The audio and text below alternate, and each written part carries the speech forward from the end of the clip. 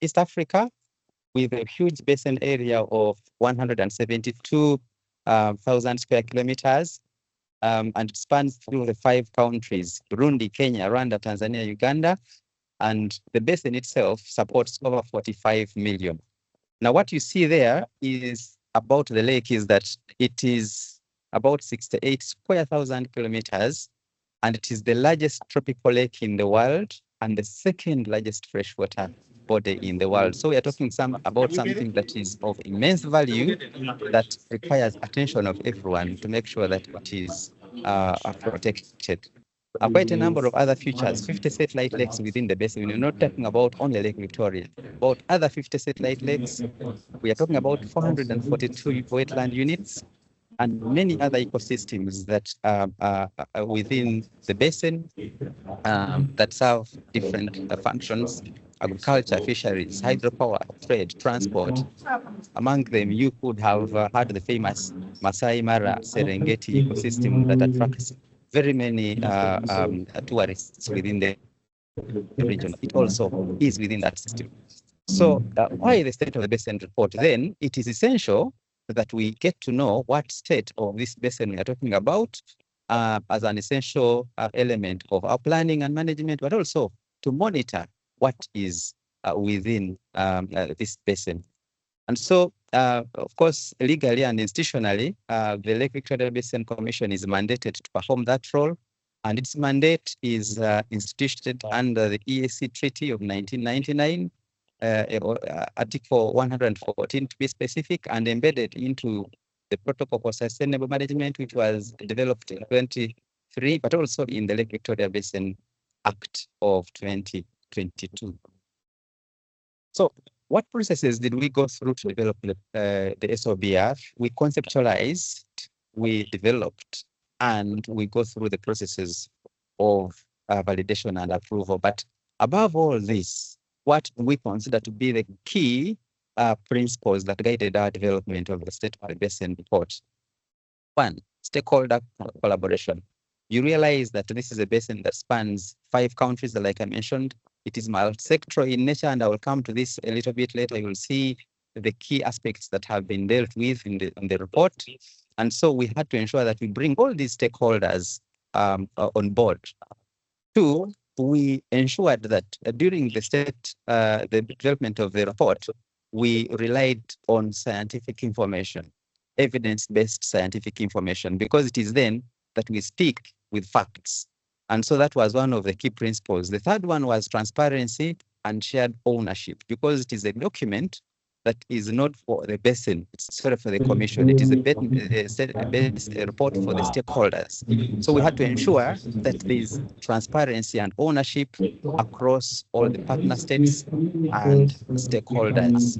So these are the main key principles that we considered in the development of the State of the Basin report. Now, what you see on this slide is a snapshot of what the Lake Victoria Basin Water Information System is and what is its role in the development of the SoBR. So it is a system that has consolidated data from all sources, data that has been validated. And so it works essentially as an analytical tool behind the development of this report, by providing population data sets. We used in the state of report, used indicator values, indicators that we used to report the state of the basin. So this system also provides those indicator values, of course, and it also undertaking transfer analysis that generates some information products that feed directly into the report. So what we see, the animation with the schematics. On the left, you see the schematic structure of the water information system. And what you will see there is that there is NBDSS, that is the Nile Basin Decision Support System, as one of the tools that we are using, one of the frameworks, again, to demonstrate the collaboration element with regional institutions. There, what you see in the middle is one of the products that is drawn from our water quality tool that is embedded into the water information system that shows the concentration of chlorophyll A. You can tell which areas are, of course, red means danger, You can tell which areas are heavily polluted. And on the right, we are now in the system to see what has been in the system. If it was playing, it was an animation, you would clearly see, there were things that were coming on the screen. So there's a lot of information that comes out. But also for the next subsequent releases or development of or upgrades of the state of the basin, then we see that this system is central in terms of acting as a repository for the basin data, and also reporting, especially on long-term trends, because we will have stored a lot of data in there, and it will, of course, give credibility to the report development process. 9 chapters of the report. Each chapter has a chapter summary. Like you can see on the right, is that snapshot of one of the chapter summaries. And each chapter has key messages, a number of them, 10 or so. The first part is basically setting the scene, an overview. The second part, we're talking about natural resources, where we talk about ecosystems and biodiversity. We talk about water resources. We talk about water quality. The second part deals with water use, development, climate change, social and economic services.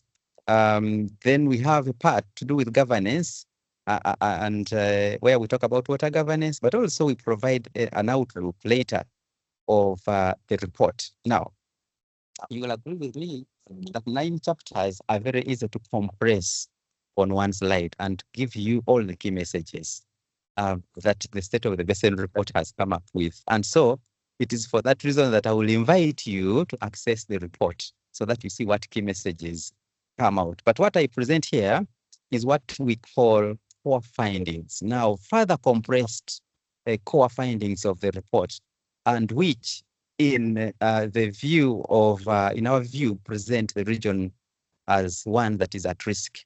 We have, first of all, rapid population growth standing at an average of 3.5 to 3.8 annually, and urbanization growing more than 6% annually.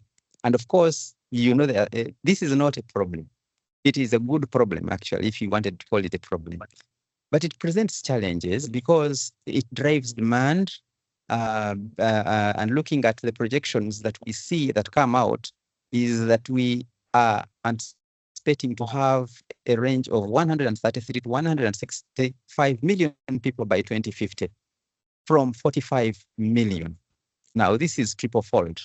That increases pressure on the already stretched resources. And so we need to start thinking how we act. Second, we're looking at infrastructure and service shortfalls. Now, with these urbanization growth rate, we see a lot of urban settings that have come up, but they're unplanned. And so what do they introduce? A lot of sanitation issues, untreated sediment, sewage, and it goes directly into our rivers and finds itself in the lakes. We have a lot of industrial effluents because there's a lot of industries that come in to feed the growing pressures from the population growth. And so most of our rivers have been seen to have plastic waste. If you see the lake, there's a lot of plastic waste there. Now, most of our rivers are, in that case, nutrient rich. They carry a lot of nutrients, and this all ends up in the lake with lots of pathogens, and we are at risk of having health issues where our water is infested with E. coli and those other complicated bacteria.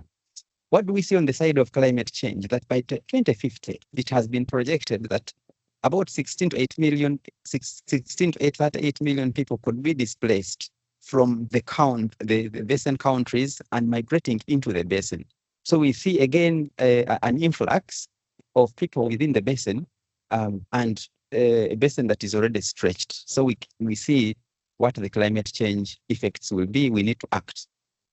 On the part of ecosystem degradation and invasive species, we have invasive species on the lake. Of course, we've been talking about the water hyacinth, but recently in June, we were able to go make a round. We did a water quality sampling exercise jointly with the 3 partner states. And we were able to now see the Kariba weed, which is a freshwater weed on the lake. Now that introduces also challenges that are associated with disruption in transport, hydropower, and fisheries. And because our waters are nutrient rich, we expect to see a lot of resurgence. Even when we remove these weeds, we expect to continue seeing a lot of resurgence. We have catchment degradation, which increases sedimentation. Now, on our images, we are able to see like the River Kagera bringing in turbid waters into the lake. And of course, we have agricultural activities upstream, which introduce fertilizers in the water. And so, again, we introduce a problem of nutrient-rich waters. Now, sitting on this is the enablers. What are the enablers? What are those key functions that would enable us to curb the other challenges that we have? Weak enforcement of policies that we have and regulations. We have monitoring networks and laboratories that are quite underpowered. They're not able to perform to the capacity that they would. We have limited data and information, and of course, human resource capacity. So this is, in a nutshell, what we have mapped as core findings. But again, like I mentioned, each chapter has key messages and chapter summaries that cannot be compressed on one slide in 10 minutes. So I would invite you to get to the report and dig further into what comes out. Now, having seen this, then what next?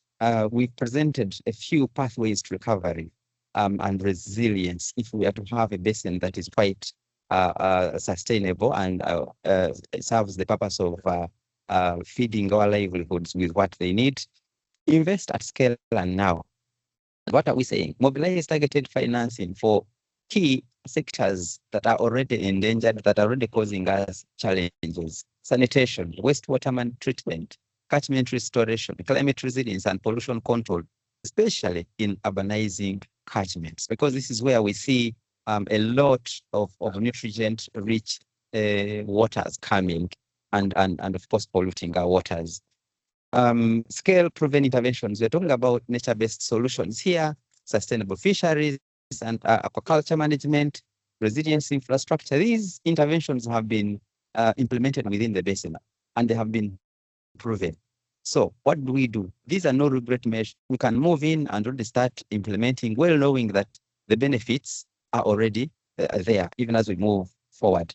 We also recognize that without data and transparency in data, then we are not able to move forward. So we need to invest in our data frameworks and strengthen accountability alongside these data frameworks through standards, but also later through enforcement when I come down later. Now, we also recognize that there are different players in the region. And so partnerships are key because no one can do it alone. We need to partner. And I think in the remarks by the DSG, this was clearly pointed out: partnerships. And we will invite you to do that.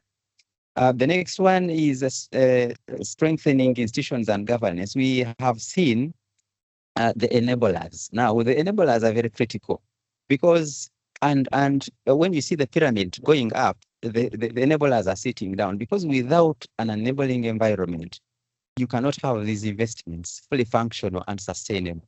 So we need the enablers as a matter of emphasis to be strengthened. These institutions have to be strengthened, capacity has to be developed, the transboundary governance has to be strengthened so that we build, trusted systems upon which our investments can be built and sustained. So it is very critical that we look into that direction. Now, call to action. We realize that if we don't act now, acting later will cost us a lot. So early actions offers us savings and prosperity. We need to enhance regional cooperation and integrated basin planning, harmonized strategies, joint investments, and transboundary risk management. Again, this is in the spirit of partnerships. In the question of data, information, and transparency, we need to support harmonized monitoring, like we recently did with the support of GIZ. We undertook a joint water quality monitoring exercise for the lake. I think these are activities that we can continuously do, but also improve on transboundary governance and domesticate. There are so many policies and standards that we have developed, like the wastewater discharge standards. We need to see that it is domesticated in the countries. and we look at how then it can be enforced. Secure long-term blended financing for large-scale green infrastructure through government budgets. I think it is a call for governments to increase their budgets for green infrastructure, because then we will be addressing the core issues that we have highlighted. But also we call upon development partners, and also we need to tap into the available climate funds. Then last but not least, we need to invest in institutional capacity building for long-term sustainability, because without capacity, again, whatever we do will be under question. I thank you very much.